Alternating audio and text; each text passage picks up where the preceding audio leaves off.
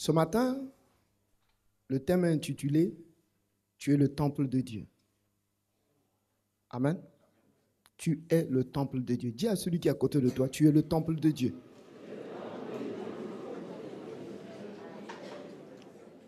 Alors, nous allons prendre nos Bibles dans le livre de 1 Corinthiens chapitre 3. Nous lirons le verset 16 au verset 17. Et puis nous lirons aussi dans 1 Corinthiens chapitre 6, le verset 15 à 19. Colossiens chapitre 3, le verset 1 à 9. Je répète, 1 Corinthiens chapitre 3, le verset 16 au verset 17. Et puis 1 Corinthiens 6, le verset 15 à 19. Et Colossiens chapitre 3, le verset 1 à 9. Pour le respect de la parole de Dieu, s'il vous plaît, on peut se mettre debout, s'il vous plaît. Alors, l'ancien Crépin va nous lire ces passages bibliques, puisqu'il est un peu à l'honneur ce matin. 1 Corinthiens chapitre 3, le verset 16 à 17. Ne savez-vous pas que vous êtes le temple de Dieu et que l'Esprit de Dieu habite en vous? Si quelqu'un détruit le temple de Dieu, Dieu le détruira. Car le temple de Dieu est saint et c'est ce que vous êtes. Amen. Amen. 1 Corinthiens 6, de 15 à 19.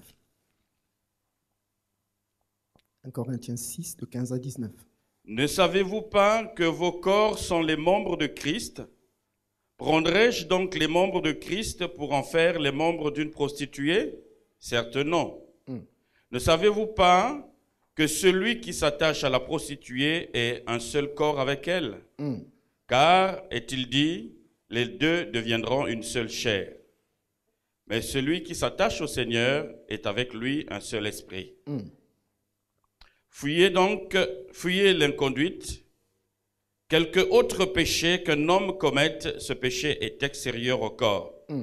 Mais celui qui se livre à l'inconduite pêche contre son propre corps.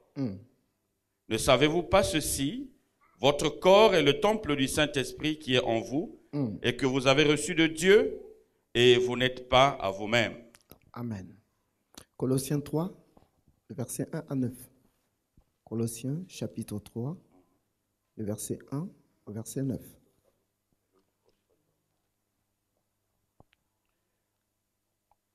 Recommençons-nous à nous recommander nous-mêmes ou aurions-nous... Colossiens 3. Colossiens 3. C'est même écrit au tableau. Là. Tu peux lire directement au tableau, c'est nettement mieux. Si donc vous êtes ressuscité avec le Christ, cherchez les choses d'en haut, où Christ est assis à la droite de Dieu. C'est pas clair. Affectionnez-vous. Bon, je vais lire ici. Ouais, tu peux lire là. Comme c'est pas clair, tu peux lire dans. Ok. Affectionnez-vous aux choses d'en haut et non à celles qui sont sur la terre. Car vous êtes morts et votre vie est cachée avec Dieu. Oui. Quand Christ, votre vie, paraîtra, alors vous paraîtrez aussi avec lui dans la gloire. Alléluia. Faites donc mourir les membres qui sont sur la terre, l'impudicité, l'impureté, les passions, les mauvais désirs et la cupidité qui est une idolâtrie. C'est à cause de ces choses que la colère de Dieu vient sur les fils de la rébellion, parmi lesquels vous marchiez autrefois lorsque vous viviez dans ces péchés. Mais maintenant, renoncez à toutes ces choses, à la colère, à l'animosité, à la méchanceté, à la calomnie, aux paroles déshonnêtes qui pourraient sortir de votre bouche. Ne mentez pas les uns aux autres, vous étant dépouillés du vieil homme et de ses œuvres. Amen. Amen. On va s'asseoir, bien-aimé. Merci.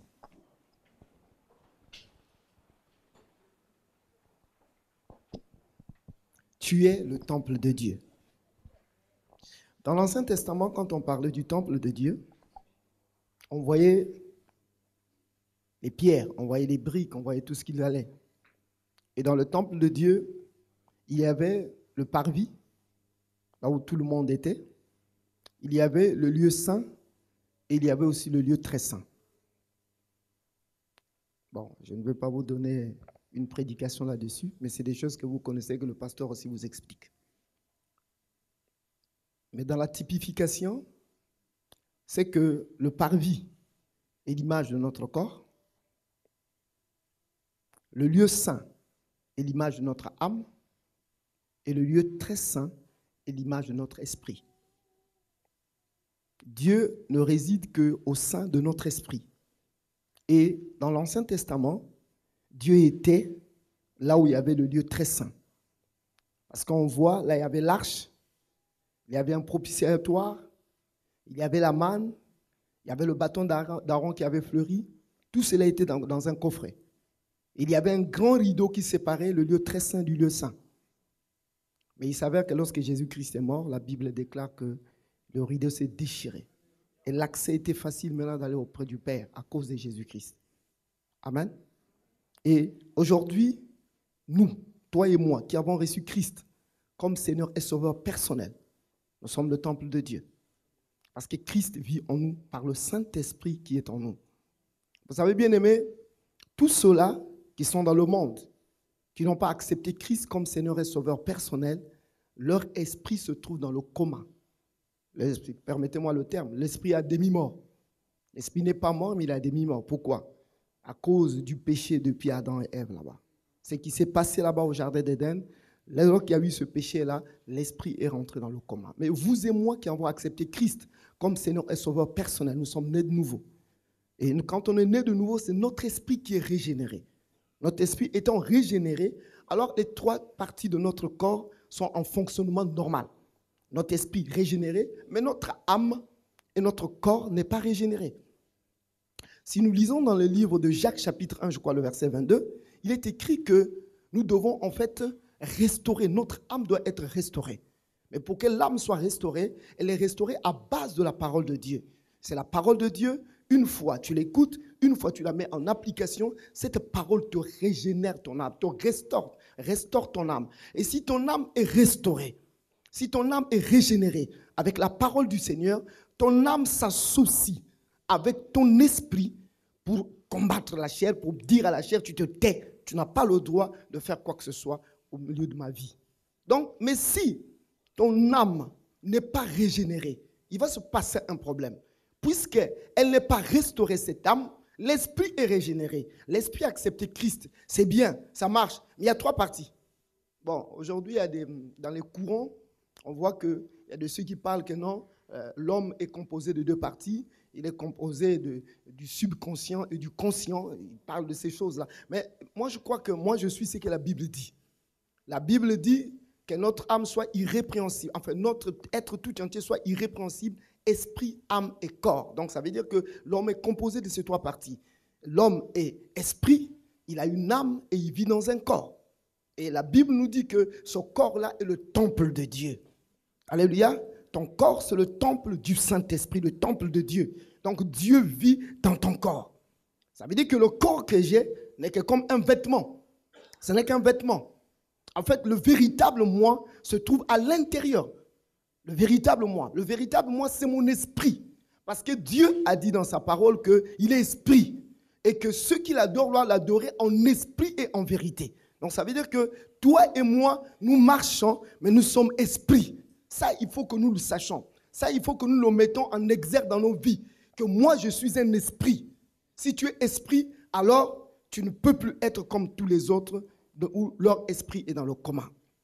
La Bible dit, ne savez-vous pas que vous êtes le temple de Dieu et que l'Esprit de Dieu habite en vous? Quand il dit habite en vous, le vous là, c'est le toi, le véritable toi, là où il y a ton esprit. Donc, l'Esprit de Dieu habite en toi, à l'intérieur de toi. L'Esprit de Dieu, on ne peut pas le voir. Qui a déjà vu son cœur depuis qu'il est né? Qui a déjà vu ses poumons?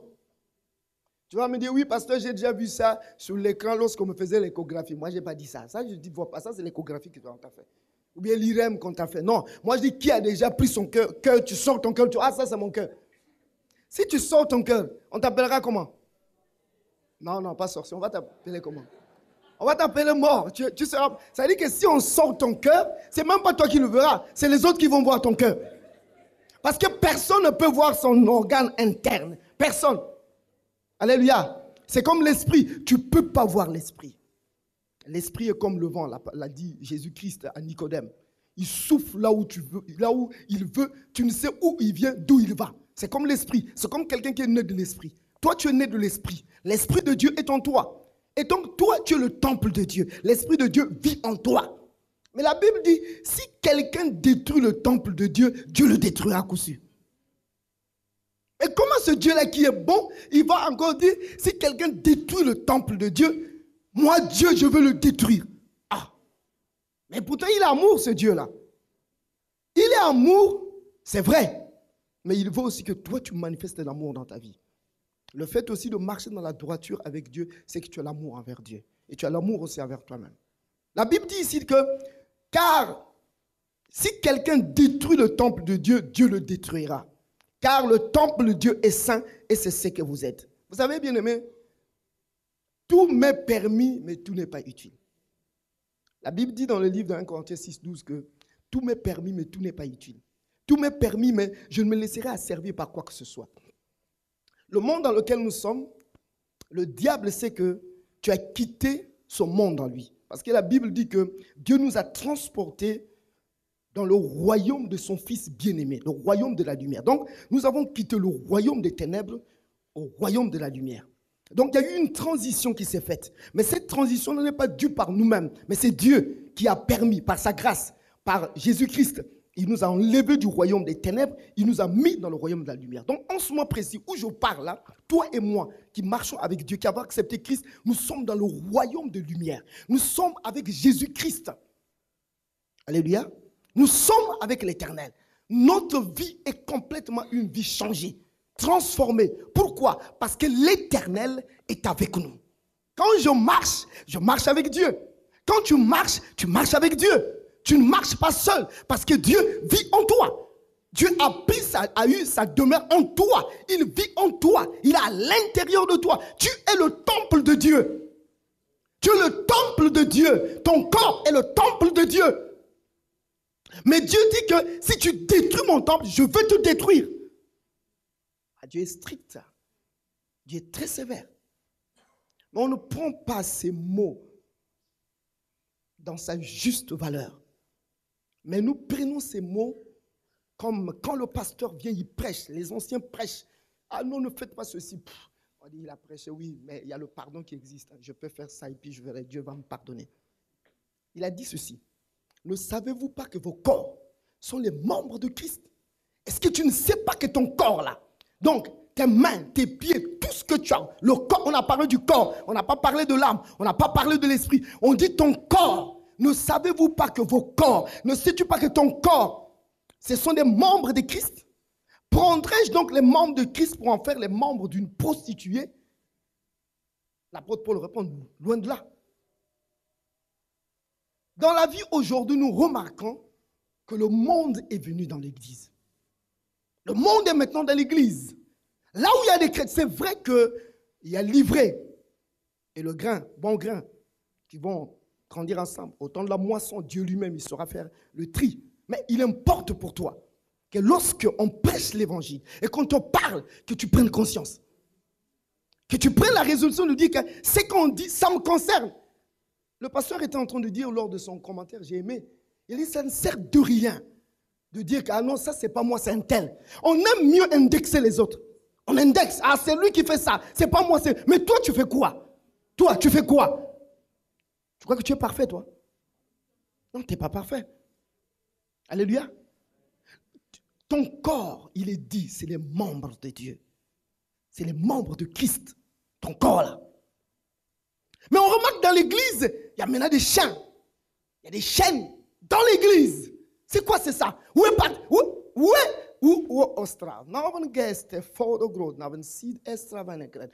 est partie la puissance de Dieu? C'est où là? Là où on voyait les chrétiens qui ont accepté Christ craindre Dieu. Je me souviens, j'ai vu un film, mais des Actes des Apôtres. Alors Paul avait, je crois, arrêté Étienne. Maintenant son frère était là. Paul était en train d'exciter le frère d'Étienne pour lui dire, ce n'est qu'un film, hein, ce n'est pas écrit dans la Bible. Hein. Ce n'est qu'une partie. Alors il excitait, il dit, regarde, on est en train de frapper Étienne. Toi tu ne peux pas réagir, prends l'épée, va combattre et tout. Mais Étienne lui disait, ne fais pas ça, ne fais pas ça. Les enfants de Dieu ne font pas ça. Les enfants de Dieu n'agissent pas comme ça, ne fais pas. Le frère était courroucé, il dit, ne fais pas ça. Ce n'est pas digne d'un chrétien. Et après, il s'est fondu en larmes, il est tombé en larmes jusqu'à ce qu'on a tué Étienne. Il a assisté, son frère a assisté. Bien-aimé, pourquoi? Parce qu'il savait que je suis le temple de Dieu. Le temple de Dieu ne fait pas du mal. Mais pourquoi aujourd'hui, nous qui sommes devenus des personnes nées de nouveau, qui ont accepté Christ comme Seigneur et Sauveur personnel, nous sommes devenus des chiens dans l'église? Pourquoi? Pourquoi? Où est la présence de Dieu? Où est l'Éternel? Quand l'Éternel est dans un milieu, la lumière est présente. La puissance de Dieu est présente. Tu es le temple de Dieu. Mais comment là où Dieu réside? Le temple de Dieu. Mais quand Dieu est présent dans un milieu, mais il y a des transformations et des changements. Ce que vous avez vomi, vous mangez encore cela. C'est ce que le chien fait. L'impudicité est rentrée dans l'église. La fornication, l'adultère est rentré dans l'église. Les femmes mariées ne se contentent plus de leur mari. Les hommes mariés ne se contentent plus de leurs femmes. Il faut qu'ils trouvent des maîtresses par-ci, par-là. Mais pourtant, ils sont des chrétiens. Et pourtant, ils marchent avec Dieu. Mais ils trouvent que sa femme, ça ne va pas. Regardez, il n'y a que des chiens. Même les chiens, même les animaux. C'est quand même terrible. Même les animaux ne s'accouplent que pour avoir des enfants. Mais l'homme, le chrétien, celui qui est né de nouveau, commence à faire des insanités dans la maison de Dieu. Et on t'appelle chrétien. On change de nom. Il y a quelque chose qui ne va pas. Parce que nous sommes le temple de Dieu. Toi, tu es le temple de Dieu. Ce temple, il est saint. Les membres de Christ, je dois l'utiliser pour la gloire de Dieu. Ne te fais pas sortir des ailes pour rien. Tu te fais sortir des ailes pour rien, pour rien. Vous savez, tu peux avoir de l'argent. Tu peux avoir le bien matériel. Toutes les choses là passeront. Il n'y a pas quelqu'un qui était mieux nanti que Salomon. Hein? Mais il est arrivé à dire, vanité, tout est vanité de vanité pour ceux qui vont. Tout ce que nous avons là, ça restera. Ça restera, rassure-toi. Personne ne restera éternel sur cette terre. Mais tu dois préparer l'au-delà. Tu dois préparer ta relation avec Dieu. Tu es le temple de Dieu. Et lorsque tu seras devant l'Éternel, il faudrait qu'il dise, oh, voici mon fidèle serviteur. Rentre dans la gloire de ton maître. Voilà quelqu'un que Dieu veut. Mais comment cela se fait-il qu'aujourd'hui, quand on voit les chrétiens que nous sommes, et lorsqu'on sort, on est dehors, quand on nous compare dans les lieux de service, dans les quartiers, partout où nous sommes, on dit quoi? Ça, c'est la chrétienté en question. Si ça, c'est être chrétien, moi, je ne veux pas être chrétien. Hey, le nom de Dieu est bafoué à cause de toi. Qu'est-ce que c'est que ça? Où allons-nous là? Où allons-nous, bien-aimés? Nous sommes au début de l'année là. Nous sommes au début de l'année. Le terme « ma maison » sera appelé une maison de prière pour toutes les nations. Mais toi, tu es la maison de Dieu, tu es le temple de Dieu. Comment est-ce que, si tu n'es pas en accord avec Dieu, tu mènes ta vie comme tu l'entends, tu ne mènes pas ta vie selon ce que la parole dit, comment est-ce que tu seras une maison de prière? Comment est-ce que les choses vont changer dans ta vie? Année après année, tu ne te poses pas des questions pourquoi ça ne marche pas? Tu ne t'es pas posé ces questions?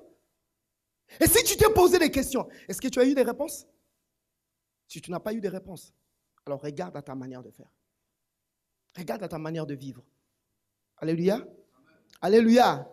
Ne savez-vous pas que celui qui s'attache à la prostituée est un seul corps avec elle? Car est-il dit, les deux deviendront une seule chair. Mais celui qui s'attache au Seigneur est avec lui un seul esprit.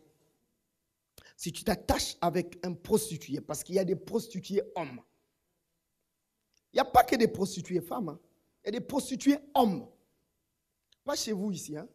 Mais chez nous là-bas au Congo, il y a une ethnie qu'on les appelle les Bembé. Hein, chez nous là-bas. Notre ethnie là, les hommes là, ils ne peuvent pas se rassasier d'une femme. Alléluia. Il doit avoir 4-5 femmes. Moi je dis, Hey!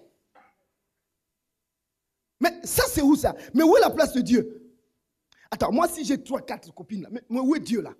Mais quel est le temps que j'ai de me concentrer? Quel est le temps que j'ai de me retirer? Quel est le temps que j'ai de parler avec Dieu?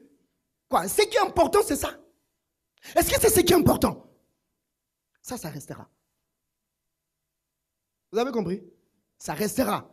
Un jour, j'ai dit à un frère, la manière dont tu te comportes là, il faut que tu changes ta vie. Oh pasteur, mais comment je veux faire? Mais c'est depuis les parents, non? C'est dans le sang. J'ai dit, si c'est depuis les parents, ça est dans le sang. Ça veut dire que Jésus n'a rien fait sur toi. Parce que le sang de Jésus-Christ rentre en toi quand tu es avec le Seigneur. Ce n'est plus ton sang, c'est le sang de Jésus qui rentre en toi. Ça veut dire qu'il y a quelque chose qui ne va pas dans ta vie chrétienne. Il y a un problème. Il faut que tu regardes ça. Je le disais tantôt que qui peut lever son doigt pour dire que je ne suis pas tenté? Personne. Tout le monde est tenté. Mais c'est un choix. Tu as un choix à faire. La tentation est présente, mais c'est toi qui décides. C'est toi qui prends la résolution pour dire non, ça je fais ou je ne fais pas. C'est toi. Vous savez, la chose la meilleure avec Dieu, Dieu a donné à l'homme le libre arbitre. Dieu n'a pas fait d'un homme qui soit un robot, où on appuie un bouton et puis on fait comme ça, gauche, droite. Non, Dieu n'a pas fait ça pour l'homme. Dieu, il a fait quoi? Il t'a donné le libre arbitre. Tu peux décider de ce que tu veux faire. Mais il te dit, écoute, c'est comme il disait aux enfants d'Israël, regarde, j'ai mis devant toi la vie et la mort. Mais il te dit, bon, moi je t'aide, hein, prends la vie. Il te dit, choisis la vie pour que tu sois bien. Il l'a dit.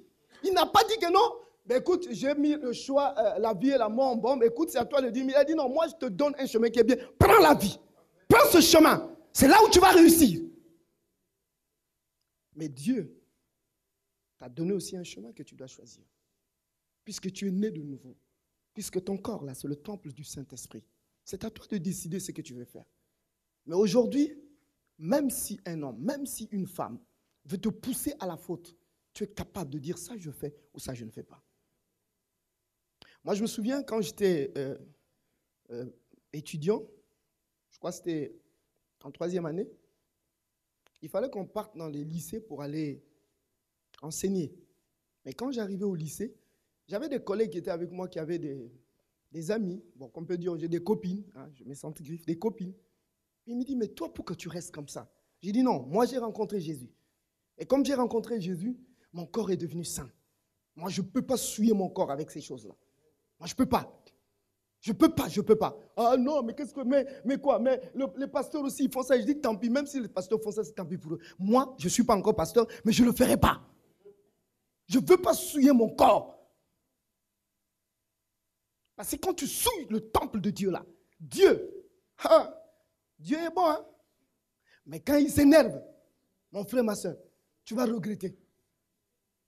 Il est bon, il est lent à la colère, riche en bonté, il est compatissant. Mais quand Dieu, tu vas même dire, mais est-ce que Dieu en question, il est comme ça? Il est comme ça. Il est plus dangereux que Satan. Dieu, il est plus dangereux que Satan. Satan, quand il écoute le nom de Dieu, il tremble. Souvenez-vous, lorsqu'il disputait le corps de Moïse, il ne voulait pas laisser le corps. Mais il y a une voix seulement qui s'est fait entendre. Satan. Mais il a cherché un moyen de fuir. Toi, la voix de Dieu ne te dit absolument rien. C'est parce que tu ne le connais pas encore. Je me souviens, j'étais à l'université, je crois que c'était en 2e année. Alors j'étais dans la moustiquaire, parce que chez nous, il y a tellement de moustiques, il faut dormir sous moustiquaire. Je dormais sous moustiquaire, j'écoutais la voix de Dieu, mais ça grondait comme les chutes d'eau. Je tremblais moi-même et je pleurais, les larmes coulaient de mes yeux et de mes joues. Bien-aimé, on ne blague pas avec lui, hein? Alléluia. On ne blague pas avec Dieu.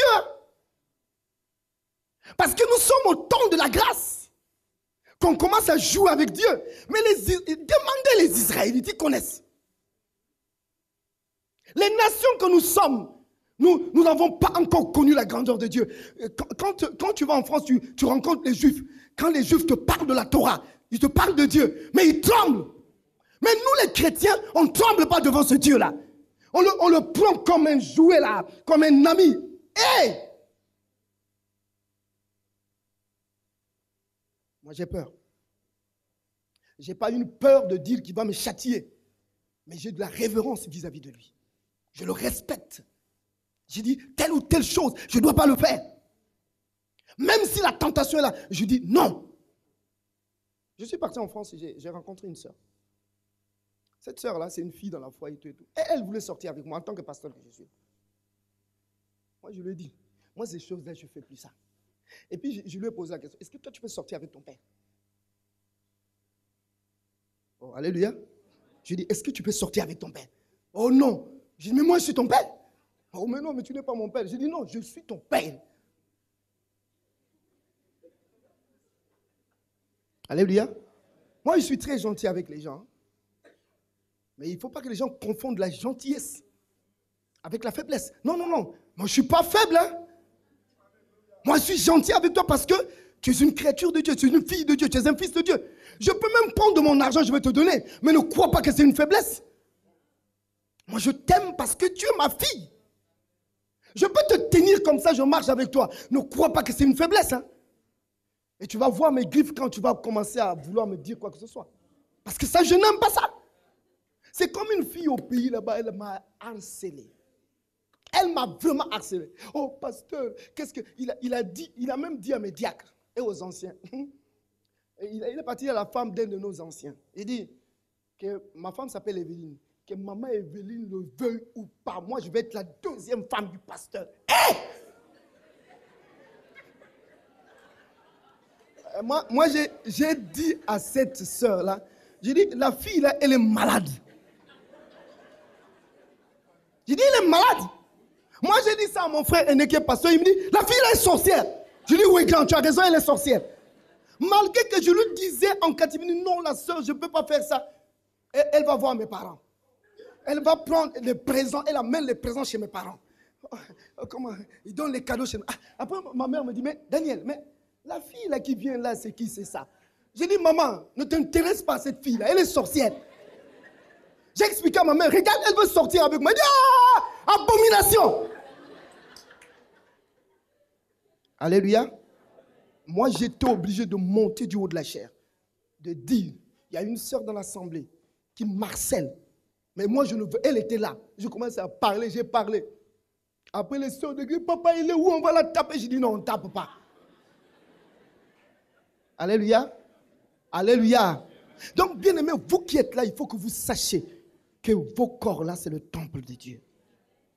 Tu ne dois pas prendre ce corps-là pour faire de ça de la fornication, de l'adultère, tout ce que tu veux là. Hein? C'est comme les filles qui disent que ça c'est mon corps, hein? Je fais de mon corps ce que tu veux. Mais tu ne comprends rien. Enfin, si tu es païen, tu n'as qu'à faire ça. Mais si tu es chrétien, tu dis ça, tu n'as pas encore rencontré le Seigneur. Dieu n'est pas avec toi. Tu n'es pas né de nouveau. Parce que quelqu'un qui est né de nouveau, il se conserve pur. Il y a des gens qui disent, mais pasteur, toi tu crois que le péché c'est seulement l'impudicité, hein, la fornication, mais le mensonge c'est pas le péché. Je dis oui, le mensonge c'est le péché.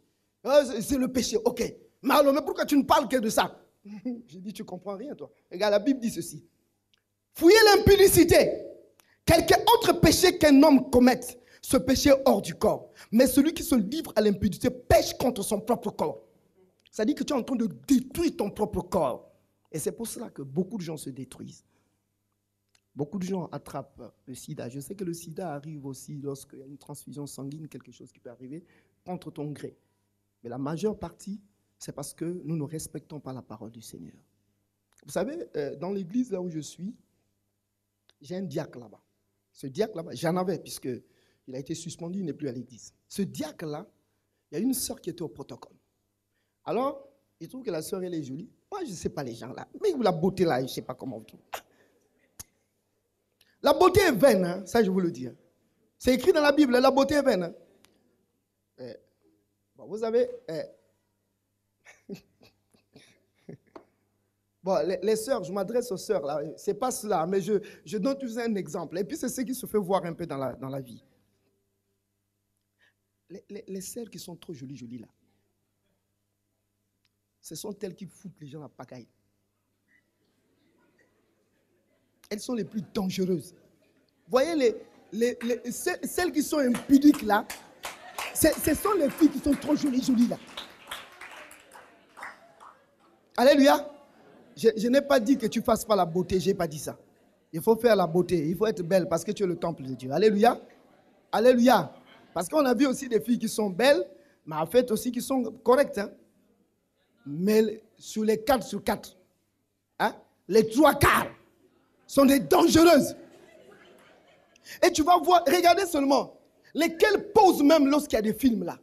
Hein? Ou bien qui posent. Hein? Les filles qui posent, tu la vois, elle est en soutien, tout, mais elles sont belles. Amen. Vous allez voir que les impudiques là, hein, même les prostituées, vous avez déjà vu les prostituées qui... Bon, entre moi, hein, c'est-à-dire que c'est comme ça, ce j'ai dit, entre griffes. Les prostituées ne sont pas laides. Quand tu vas la voir, quand elle marche là, si tu regardes le visage, oh, tu dis, mais celle-là, mais qu'est-ce qu'elle fout ici là? Alléluia. Elles sont très très jolies, mais le diable utilise ça. Maintenant, si toi, tu es né de nouveau et que tu es belle, parce que si tu es belle, on saurait que tu es belle. Alléluia. Alléluia. Mais regarde, la beauté est relative. Hein? Ah, ça, vous le savez, non? Elle est relative. Bon, une fille peut être de teint sombre, elle est jolie. Elle a son teint qui est bien, et brune aussi, c'est bon, tout, c'est bon.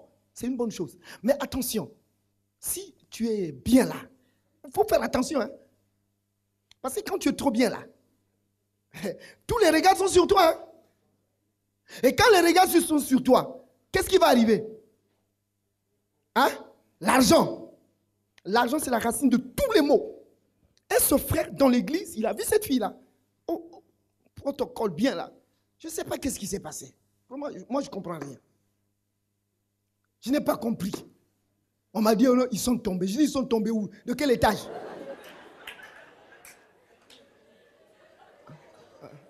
Ah, alléluia. Alléluia. Ah non, on les a vus à l'hôtel et tout. Ah! Moi, je dis non, je vais encore quand même vérifier ça.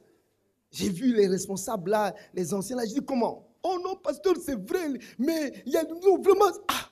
J'ai dit, ok, il n'y a pas de. J'ai appelé le diacre. J'ai dit, viens à la maison. J'ai dit, mais il y a ça. Je suis parti droit au but. Comme ça. Oh non, pasteur, c'est vrai. Bon, ben, vraiment, je suis tombé, pasteur. Ah, tu es tombé, oui. Tu as eu les membres fracassés. Oh non. Ah, frère, il ne faut pas faire des choses comme ça. Tu es le miroir de l'église. Parce que les diacres, les anciens, vous, je m'adresse à vous, les diacres, les anciens. Vous êtes le miroir de l'église, vous, avec le pasteur. Parce que le pasteur, lui, il est la tête. Hein, il est comme la tête, et puis vous êtes ici, la barbe et tout et tout. Vous voyez? Donc, quand on vous voit là, on voit ça. Hein, ça, on voit ça facilement, vous, les responsables. Là. Maintenant, si vous, les responsables, vous faites ça. Maintenant, comment le peuple va voir ça? Hein? Le peuple va être touché. S'il vous plaît, il ne faut jamais faire ça. Vous, je sais que vous ne faites pas ça. Hein, vous êtes pour vous bien, vous ne faites pas ça. Mais moi, je parle de chez moi là-bas à échelle. Et donc, qu'est-ce qui va arriver? Moi, j'ai dit à ce frère-là, il faut que tu arrêtes ça. Et après, je l'ai suspendu. Quand je l'ai suspendu, c'est là où il m'a dit, pasteur, tu me suspends. Hein?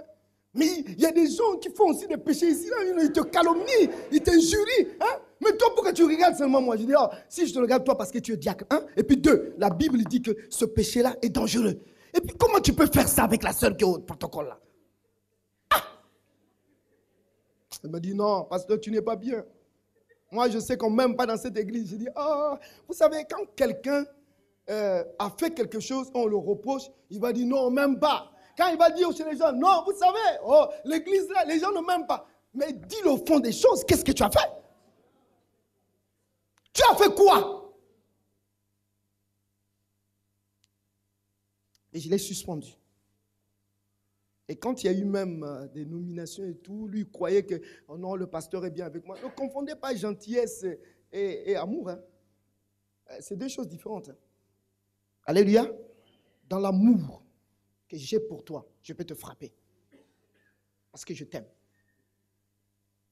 La gentillesse, moi, je peux te donner des choses. Tu en as besoin, je te donne. Même si tu apportes en foi avec moi, tu me demandes quelque chose, je veux te donner. Mais quand il s'agit de l'amour dans la maison de Dieu, je veux te frapper. S'il faut te suspendre, je te suspends. Si tu ne tiens pas, je peux t'exclure de l'église. Parce que j'ai l'amour pour toi. Je veux que tu changes. Et ce frère-là est parti de l'église. Enfin, il ne veut plus. Non, moi, je ne veux plus. Bon, je quitte l'église. Je dis, quitte pour toi l'église. De toute façon, c'est une grâce pour moi. Moi, c'est une bénédiction. Parce que tu es dangereux. Parce que la sœur, là, après, tu vas trouver encore une autre sœur. Hein? Sa femme se plaint. Papa, vraiment, je n'arrive pas à comprendre et tout. Je dis, mais toi, tu es une belle femme, non? Ah, mais qu'est-ce que tu cherches, toi, là? Mais elle est jolie, non, ta femme, là. Tu veux quoi? Non, s'il vous plaît, moi, je m'adresse aux hommes. Faites attention. Et vous devez savoir vous conduire. Si tu es le temple de Dieu, alors contrôle-toi. Contrôle-toi. La Bible dit que je traite durement mon corps et je le tiens assujetti. Tu dois traiter. Mais le jeu, quand il dit je traite durement mon corps, le jeu là, c'est pour qui? Le jeu là, c'est pour l'homme intérieur. C'est l'homme intérieur, l'esprit qui est régénéré là, celui qui est né de nouveau, qui doit traiter durement le corps. Parce qu'il arrive des moments où la chair veut te faire repartir là où tu étais. Il ne vous est jamais arrivé, tu es en train de marcher, brusquement tu écoutes une chanson que tu avais écoutée dans le monde là. Par exemple, après tu te rappelles, la chanson, quand j'étais dans le monde là. Tu marches là, la chante. Et quand le diable sait que tu as pris ça en ligne de compte, il va encore te remettre ça. Parce que qu'est-ce qu'il veut? Que tu tombes dans le péché. C'est ce qu'il va faire. Mais tu peux entendre ça, la chanson. Tu dis au nom de Jésus-Christ, Satan, arrête-moi tes trucs là. J'ai même pas envie d'écouter ça. Quand ça revient encore, tu commences à chanter maintenant les cantiques de Dieu. Alors il y a un combat. Il sera obligé de fuir. Il ne va plus rester là. Or, qu'est-ce que nous faisons, nous les chrétiens? Quand ces choses-là arrivent, nous faisons quoi? On accepte. Et vous savez, même ceux qui sont, dans l'ancien temps, c'était l'arène, maintenant là, c'est les stades. Ceux qui sont dans les stades, ceux-là qui courent, qui ont des javelots, tout ce qu'ils font, ils font quoi? Ils s'imposent toute espèce d'abstinence pour obtenir une couronne. C'est ce qu'ils font. Par exemple, il sait qu'il a une compétition à faire. Mais il évite de manger certaines choses. Il évite ceci, il évite cela, il évite ça, pour qu'il soit solide, il soit apte à aller de l'avant et de réussir. C'est ce qu'ils font. Mais ça, c'est pour une couronne corruptible, ça. Hein? On peut te donner une coupe en or. Mais après, quand tu vas voir, ça c'est la coupe de ça, tu regardes, 10 années plus tard, la coupe là n'aura plus d'importance. Or, si réellement tu te bats pour une couronne incorruptible, c'est-à-dire que la vie éternelle, tu te bats pour ça, tu vas voir, beaucoup de choses vont être ton partage. Tu seras dans la paix, tu seras dans la joie. Traite durement ton corps. Tu vois, l'apôtre Paul disait que moi donc je cours, non pas comme à l'aventure. Je frappe, non pas comme battant l'air. Moi j'ai vu des gens qui battent l'air dans leur combat. Au nom de Jésus, hein? Au nom de Jésus, au nom de Jésus, au nom de Jésus, au nom de Jésus. Frère, tu fais quoi là? Alléluia. Tu fais quoi? Tu te bats avec qui? Avec l'air. Quand quelqu'un est sérieux, vous savez, le diable n'a pas besoin que tu cries fort même pour lui. Si réellement tu marches en accord avec Dieu, donc quand tu dis au nom de Jésus-Christ, sors de ce corps, il va obéir. Pourquoi? Parce que c'est ton esprit qui est en accord avec Dieu, qui va parler. Parce que quand nous parlons, la puissance sort de l'intérieur de nous. Et ça sort par la bouche et tu entends les mots. Mais les mots que tu entends, ça ne vient pas du corps physique. Ça vient de l'intérieur de toi. Parce que même pour parler, tu dois décider que tu dois parler. Si tu ne veux pas parler, tu ne parleras pas. Même le corps veut dire, le corps ne peut pas. Parce que pour que tu parles, ça doit provenir de l'intérieur de toi. Mais ton corps est le temple du Saint-Esprit. Et tu as intérêt à t'abstenir de certaines choses. Il y a des choses que tu ne dois pas faire. Il y a des choses que tu dois complètement enlever de ta vie. Ça veut dire te prohiber de ta vie. C'est très important.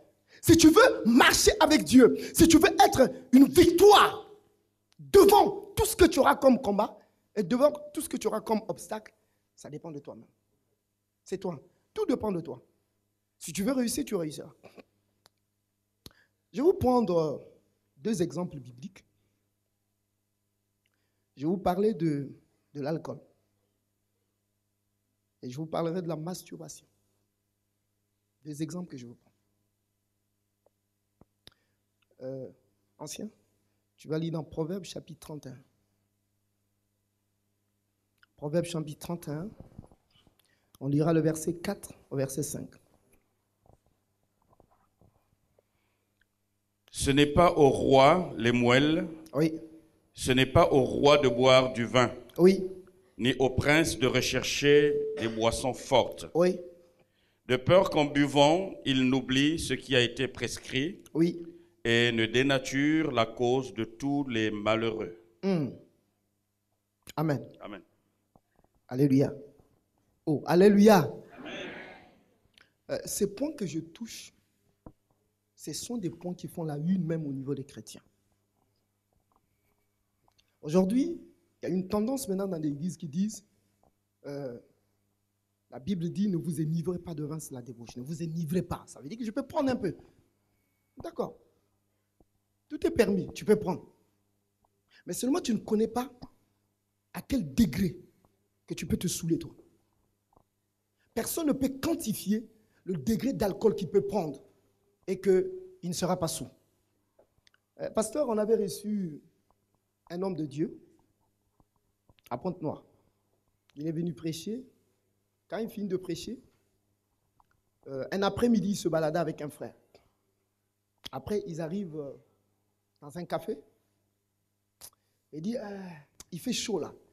Il dit au frère, oui, toi tu prends quoi? Non, pasteur, moi je veux prendre du jus. D'accord, donne-lui du pulpe orange là, oui. Moi tu me donnes 2 bières. Le frère a regardé, il dit, oh, moi je devais prendre la bière. Bon, d'accord. Après, le frère a bu son jus là. Il était mal à l'aise parce qu'il voulait prendre la bière.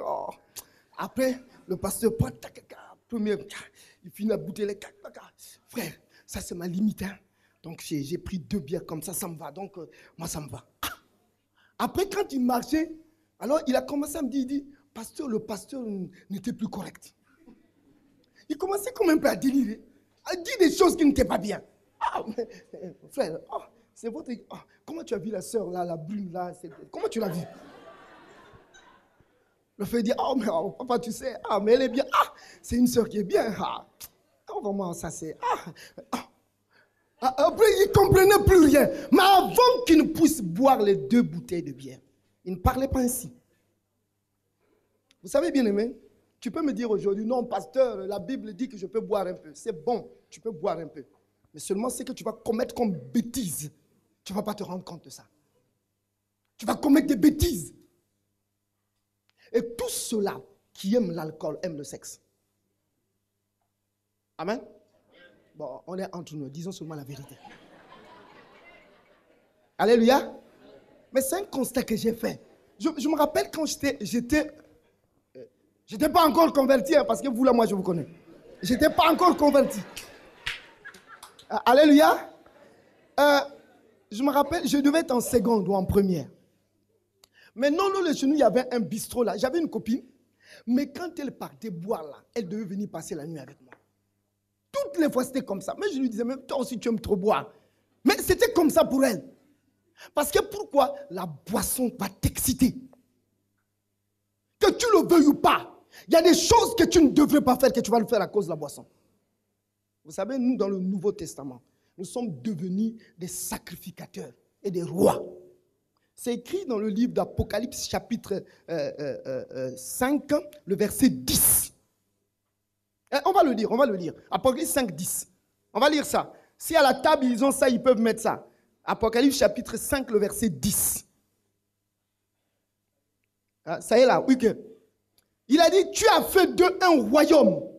Le premier mot, tu as fait d'eux un royaume. Et puis il a dit, et des sacrificateurs. On n'a pas dit, tu as fait un royaume des sacrificateurs. C'est pas ça. On a dit, tu as fait un royaume et... Il y a la conjonction de coordination des sacrificateurs. C'est-à-dire que nous sommes devenus des rois et nous sommes sacrificateurs pour Dieu.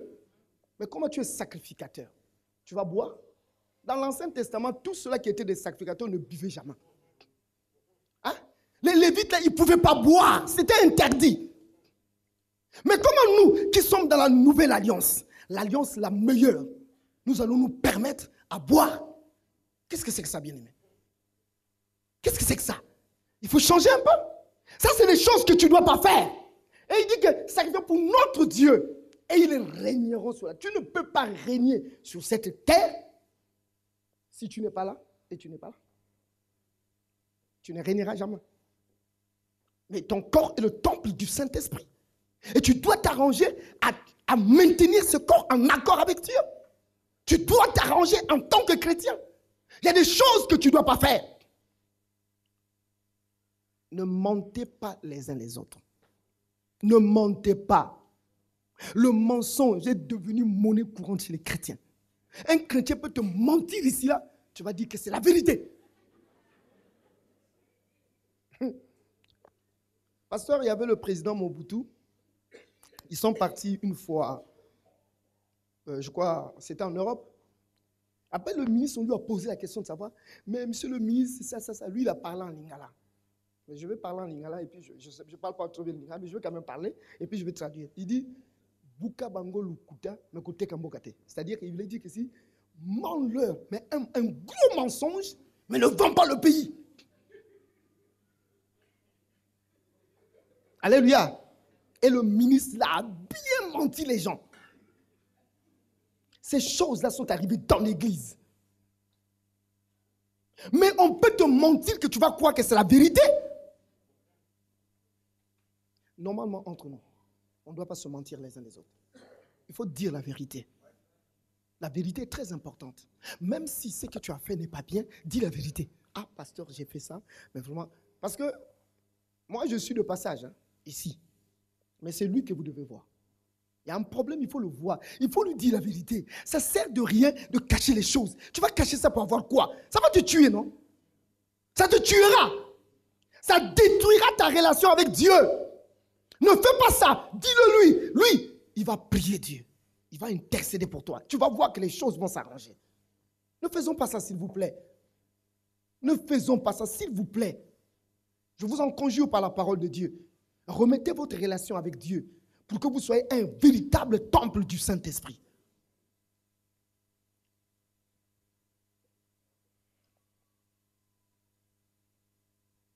La masturbation. Je vais parler de la masturbation. Il y a des gens qui aujourd'hui ne commettent pas la fornication ni l'adultère, mais ils se masturbent. À l'ombre, ils se masturbent. Mais si tu te fais plaisir toi-même, sache-le que tu ne le fais pas seul. Tu le fais avec un démon. C'est pour ça que nous remarquons beaucoup de gens, ils ont des rêves de mari de nuit, de femme de nuit. Parce qu'eux-mêmes, ils ont attiré cet esprit vers eux. Même les films que tu regardes là. Il y a des films, moi je suis les films. Mais je ne suis pas n'importe quel film. Je me contrôle, je regarde, je suis le, s'il y a un film, mais si ça ne va pas, j'arrête. Si tu te masturbes, à partir d'aujourd'hui, là, il faut arrêter. Viens voir le pasteur. Dis au pasteur, pasteur, je me masturbe. Ce n'est pas bon. Ça te détruit. Dans le livre de Proverbes, chapitre 31, il dit, ce n'est point au roi le miel, le verset 4. Ce n'est point au roi de boire du vin, ni au prince de rechercher des liqueurs. De peur qu'en il oublie la loi. Non, ce n'est pas ça. Je crois que c'est le verset 3. Là où le proverbe était en train de dire, ne vends pas ta vigueur. Un problème de vigueur. On dit, ne vends pas ta vigueur aux femmes. Tu sais, la vigueur, c'est une force, c'est une puissance qui se trouve dans une personne. Lorsque tu pries Dieu, cette force et cette puissance, ça se manifeste. Qui aujourd'hui, qui est marié, par exemple, peut être avec sa femme, sortir avec elle du 1er jusqu'au 30? Personne ne peut le faire. Si tu le fais, c'est que tu es un démon.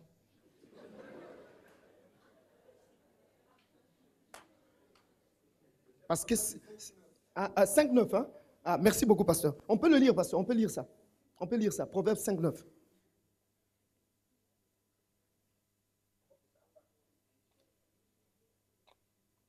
On peut le lire rapidement. Quand on regarde un peu, là où il dit, ne donne pas ta vigueur. Vas-y. Parce que c'est très important. Bon, lis seulement le verset 3. Proverbe 31, verset 3. Lis seulement le verset 3. 31, Proverbe 31, verset 3. Lis seulement le verset 3. Le verset 3. Proverbe 31. Ah oui, c'est écrit. Ne livre pas ta vigueur aux femmes et tes voix à celles qui perdent les rois. Toi, tu es un roi, toi. Mais regarde, si tu livres ta vigueur, ta force aux femmes, ok? Mais qu'est-ce qui va arriver? Tu ne seras plus roi. Tu vas te perdre. Il n'y a pas que les hommes seulement, même les femmes. Vous ne devez pas faire ça, s'il vous plaît. Pardon. Il faut que nous puissions nous ressaisir. Parce que nous sommes le temple de Dieu. Dieu habite en nous. Je suis en train d'entendre dans mon cœur, quelqu'un est en train de dire que, mais pasteur, mais j'ai une copine, je fais comment? Je te donne la réponse, il faut arrêter. Amen. Il faut arrêter. Il y a un test pour savoir que cet homme t'aime. Ne lui donne pas ton corps. Tu sauras que cet homme-là t'aime. S'il t'aime, vous allez rester comme ça, vous allez prier. Et Dieu va faire grâce. Mais si cet homme-là ne t'aime pas, même devant toi, il dira c'est bon, mais après, il aura d'autres copines à côté. Et ça ne marche pas du tout. Hein. Quand tu remarques ça, il faut en découdre avec la personne. Il faut arrêter. Amen. Arrête pour que tu sois bien. L'Éternel t'aime. L'Éternel t'aime beaucoup. Tu as fait d'un royaume et des sacrificateurs pour notre Dieu. Et ils régneront sur la terre. Bien-aimé, tu peux régner sur la terre. C'est possible que tu règnes sur la terre. C'est possible que ta vie change. C'est possible qu'il y ait une transformation dans ta vie. Si toi-même, tu connais te contrôler. Parce que ton corps est le temple du Saint-Esprit. Tu ne vas pas permettre que ce corps qui est le temple du Saint-Esprit puisse être livré aux choses qui sont vaines. Non, ne fais pas ça. Mais reste attaché avec ton Dieu. Reste lié avec ton Dieu. Quelle que soit la tentation, Dieu a dit, il ouvre une porte pour que tu sortes de là. Jamais une tentation qui arrive à quelqu'un que les portes sont fermées. Faux. Les portes sont toujours ouvertes parce que Dieu va t'ouvrir toujours une porte pour que tu en sortes. Je vais finir par cette illustration. C'est un homme de Dieu, un apôtre qui nous avait donné ça. Cet homme de Dieu, chez le pasteur ici, là, ça ne peut pas se faire. C'est chez nous là-bas que ça s'est fait. Alors, qu'est-ce qui s'est passé? Maman pasteur, je ne dis pas ça pour toi. Maman pasteur avait une amie. Ils étaient tous ensemble à l'église. Ça causait bien, ça discutait, c'était bien. Et après, l'ami de maman pasteur là voulait du pasteur. Après, l'ami de maman pasteur va dire, comment je veux faire pour sortir avec ce monsieur-là?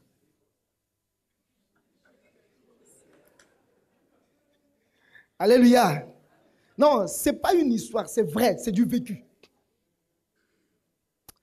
Elle va dire, bon, elle a bâti ses stratégies. Elle a dit au pasteur, vraiment, viens me voir, c'est un apôtre, viens me voir, vraiment, je suis malade, tu vas prier. Mais le pasteur n'a aucune idée. Il dit que c'est l'ami à ma femme, je vais aller. Alors, il arrive là-bas. Ah, mais Dieu ou non, je suis ici, là. Il rentre, elle est en robe de chambre. Pas de sous-vêtements, en robe de chambre uniquement. Et après, elle ferme la porte. Elle dit, si tu ne sors pas avec moi, moi je vais crier que tu m'as violé. Je reprends.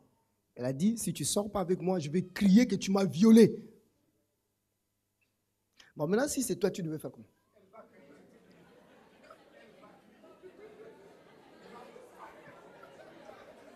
Gloire à Dieu. Alléluia. Mais ça, c'est bien ça. Tu n'as qu'à crier. Tant pis. On peut même arrêter aussi, tant pis. Le pasteur est resté un moment tranquille. Il dit, Il dit, mais c'est pas un problème ça. Et puis de toute façon, on est cadeau avec toi, c'est ça qui saura. Ah ben oui, donc tu as compris. Ok. Il dit, mais aujourd'hui c'est quel jour?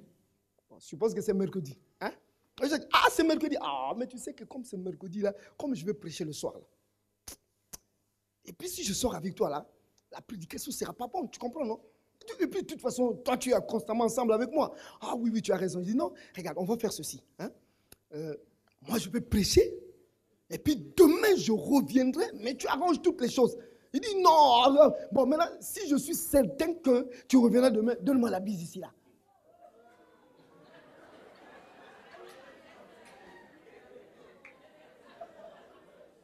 Ah, alléluia. Le pasteur a dit, il était obligé de lui donner la bise.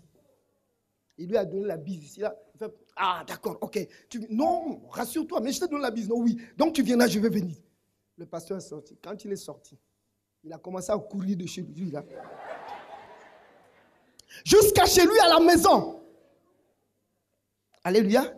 Il est rentré au bureau, il a prié. Il est resté tranquille, il était décontenancé. Il dit, c'est pas possible ça. Mais il n'a pas dit à sa femme.